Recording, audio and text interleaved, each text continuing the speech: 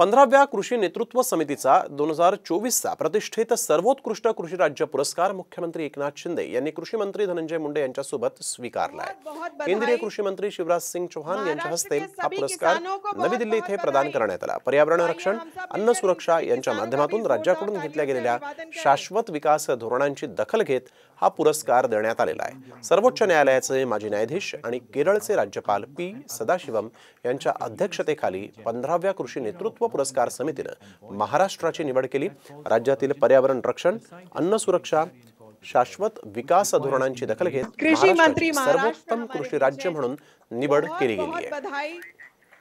महाराष्ट्र के सभी किसान और किसानों के हितों में राज्य सरकार ने सर्वोच्च प्राथमिकता दी है,